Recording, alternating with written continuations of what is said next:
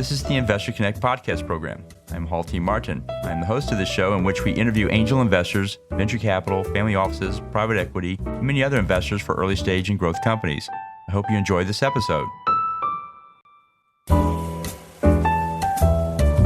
Interested in learning more about investing in startups, launching a new startup and need to raise funding?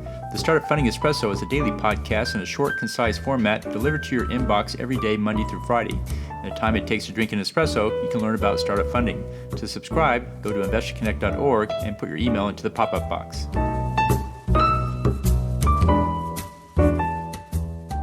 Well, hello, this is Hall Martin with Investor Connect. Today we're here with Angel Ribo, the CEO of Confidant. Angel, can you tell us more about yourself?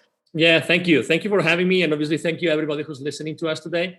Yeah, so basically, as you realize, my accent is not from Texas, although I live in Texas. I came here 10 years ago after living in 7 more countries before. I'm originally from Spain, close to Barcelona. I was born there, and very early on in my life, I studied a couple of foreign languages, and that really was the starting of an international career.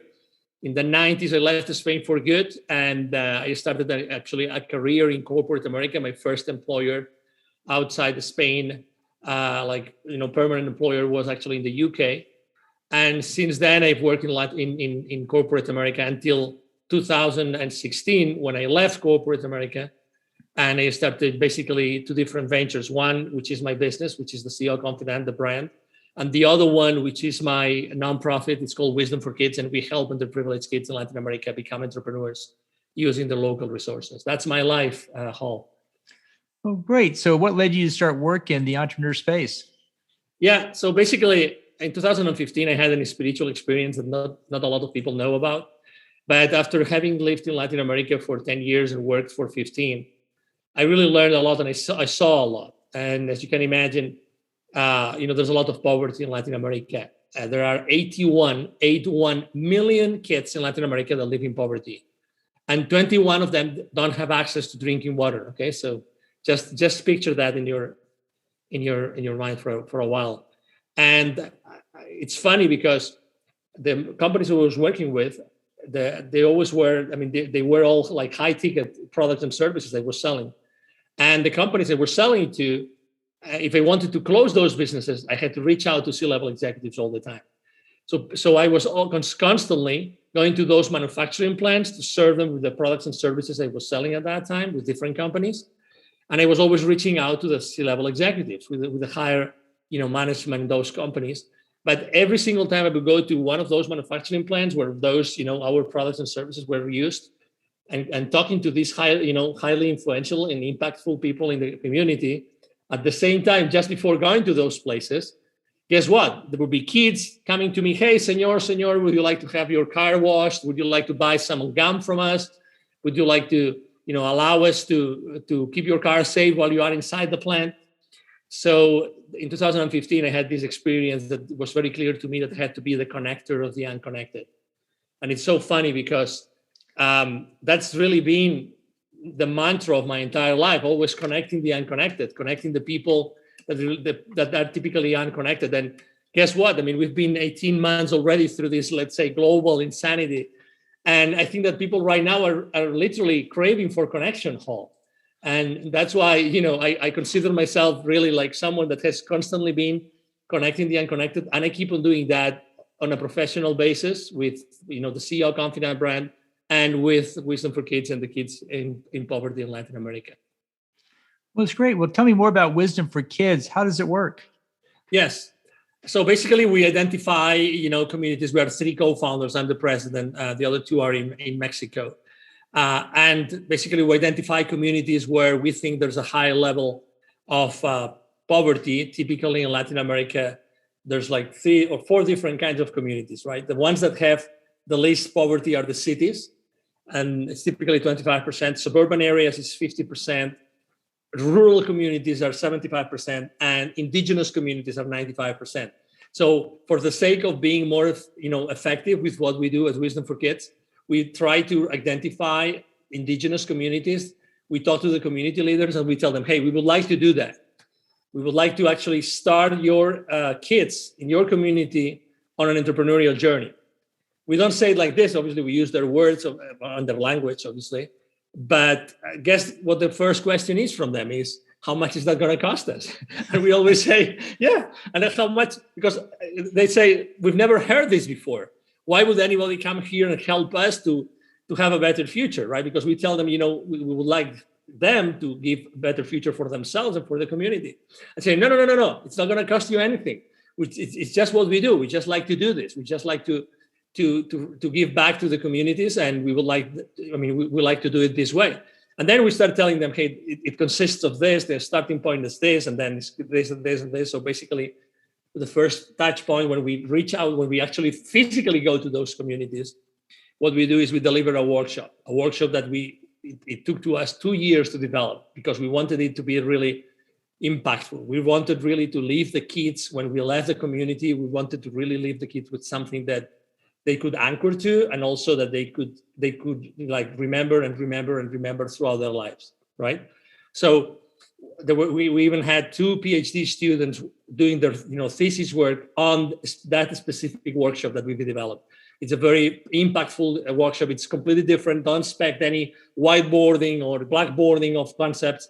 We all know what entrepreneurship entails. It's rather like a very high energy kind of workshop in which we tell the kids, remember what we're talking with kids that live in poverty. We basically open their minds, their brains, their hearts to another possibility, which is becoming their own boss.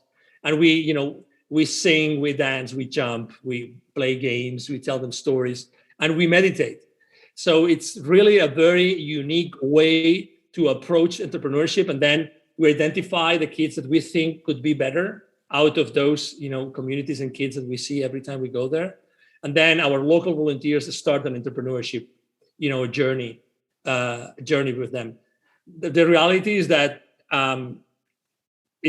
for us, it was the first times we did it was literally life-changing, because you tend to think that the kids have seen it all, but the reality is that the kids are really capable of embracing anything and absorbing anything. And specifically, for instance, the meditation that we do with them, in which we tell them how infinitely powerful they are, how many possibilities they have in their lives. Again, everything using neuro-linguistic programming, language and everything. This changes them completely. We thought in the beginning that, oh my God, how are we going to make kids meditate? They've never done it. Guess what? They're natural at meditating. Natural. So they are actually embracing those concepts and things that we tell them much more openly than anybody else. So it's really a life-changing experience. And very often it's funny how I'm very active on LinkedIn. I get messages from time to time from people that know I'm involved in Latin America with entrepreneurs. And they tell me, hey, I would like my kids to go and see this, because I don't know really. I mean, my kids have never seen that and they cannot imagine what it is. We would like to come with you to those missions. And I tell them all the time, I mean, you're more than welcome, but obviously we would like to get all the liabilities and all these things really squared down, so we are able to make sure that everything is safe and we can go to those communities and teach those kids. But it's a life-changing experience for everybody involved, Hall. Well, that's great. Well, I understand you also work with founders on their company, and how do you do so? Yes. So basically, I'm very active on LinkedIn. The first thing is, so my market is there. As I said before, with my company, with the CEO Confidant, with the brand, what we do is we help both corporate CEOs and established entrepreneurs to bridge the gap globally for expansion and exposure as a way to accelerate the growth of the businesses. We do a lot of work on LinkedIn. You will see that I have a huge outreach there. I'm very active. I post almost every single day. And it's this way, with every single piece of content, that I connect with my audience. I look for people. They can be in corporate America, they can be entrepreneurs. I look for people that really want to change the world, that really want to change themselves, and that they want to leave a legacy. Those 3 things.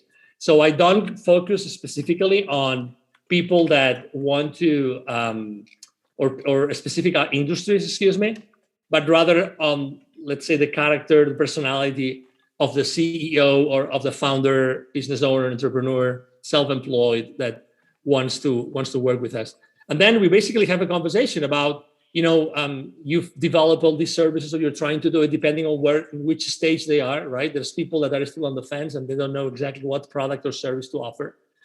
And then, we follow different strategies to do that. What's the, and last year, for instance, that a lot of people were pivoting and reinventing themselves. We were talking a lot about that, and we were talking about how to go from where you are today to providing your market with a new value proposition, a new product, or a new service. And that requires certain things. With other people, basically, they have already a product or a service. They have, let's say, their intellectual property already developed, and they want to basically grow by going to other communities that they can serve. And those communities being, abroad in other places. The reason why my brand is the CEO Confidant is because I have helped more than 1,500 companies and their executives in the last 20 plus years in 33 different countries. So that putting all this experience together is that I'm able to help all the business owners and the executives that ask me to do this. When it's a corporation, they have the things more established, and then let's say that we start by making sure that their proposition, the value proposition, is going to be valid and valuable in that particular geography that they want to deploy their products and services. They want to sell them, and then obviously we analyze if are they financially ready. What are the other support systems that they need in place? Do they need recruiting companies? Do they need tax experts? Many other things that they might need in order to be able to be their legal assistants. There's different ways to expand a business internationally, and it typically has different stages, and we help them do that. But the most important thing is always how to grow your business, how to make your value proposition unique in the area where you want to expand or where you are already. Can you talk about a few success stories that you've worked with? Yes. I can talk about, obviously, in so many years, I can talk about a lot of successes and failures. And maybe one of the successes I like to share the most was one of the companies I helped grow a lot was actually a company that were originally like 2 people and actually were a couple. And I will never forget the time when they came to see me with a very small car, and they really wanted to do it, and they were really super excited. In 3-4 years, actually, they ended up having over almost 40 employees. So how did we do that? Basically, continuously analyzing, continuously going or looking for unconventional knowledge. How can you, in a competitive market, provide, in this case was engineering services, high-tech services, how could they provide those services in a different way so their services in this case would be considered as number one choice. They were in a market in which products were like the most important thing, and the rest of the people in the market that weren't really making an effort to have their own a value proposition differentiated from the others as far as services go, and they did it very well. And having such a large, already startup company kind of thing, they did a great job bringing a lot of people and training a lot of people. Their onboarding was really, really, really good. It was a pleasure for me to be helping them all the way home. Great. And so what's your advice for people investing in startups? What do you tell them to do before they write that first check? Well, there's a lot of things. It's good that you asked me the question, because I'm involved here in Dallas with a few business accelerators. So I have this conversation often with different types of people, right? Obviously, the most important thing for any investor is do the proper due diligence. It's a no-brainer, but you really have to meet with the owners, founders, with the entire team. Obviously, have a look at the deck, the investors deck. Make sure that it really contains everything that it should contain. Where is the effort and money come from so far? What are the sales strategies for the future? How are they going to keep afloat? Do they really know what being profitable means?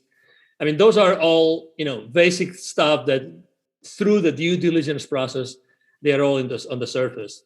I still obviously believe that the personality or the character of the founder or co-founders is very important, because it tells you really how they are going to behave down the road. You only get to know that by their experience or by the recent history. But it's still something that you can make some calls, you can ask for some referrals, and you can eventually you can get all the information that you need. But it's definitely the proper due diligence, and never underestimate a proper, thorough, deep due diligence, Hall. Understood. Well, in the last few minutes that we have here, what else should we cover that we haven't?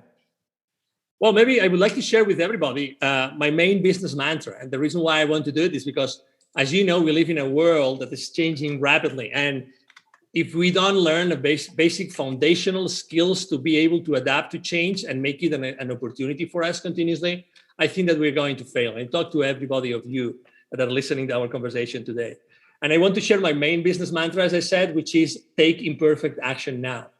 Nothing ever is going to be perfect in your business, right? You will want to get close, but never is going to get, perfect. I would really like to advise you to, every single time that you have an idea, you have something in mind that you think is going to work, try to give it not only a thought, but put it in action. Put it in action. Start going to potential future prospects or clients. Take action immediately, even if not everything is taken into account. It doesn't matter. Get some market feedback first, and then put in place in the background, in the back office, in your operations, with your operations team, the rest of the strategy that you need to put in place. But go talk to your clients, take imperfect action as soon as possible. Now, that would be my 5 cents, Hall. That's good advice. Perfect is the enemy of the good. And so it's a good thing to, get out there and start working on it as soon as you can. So how best for listeners to get back in touch with you? Yeah, thank you. So I'm very active on LinkedIn. It's very easy to find me. My name is Angel, Angel, last name Ribo, R-I-B as in boy, O. And my brand is the CEO Confidant. If you go to LinkedIn, you will see me. Actually, if you Google me, you will see that I'm active every single day on every single social media outlet. And also, if you want to send me an email, it's very easy. The email address, it's angel@angelribo, one word, .com. angel@angelribo.com. And thank you for having me, Hall. It's been a pleasure. And thank you, everybody, for listening to us. Great. We'll put that in the show notes. I want to thank you for joining us today and hope to have you back for a follow-up soon. Absolutely. Thank you.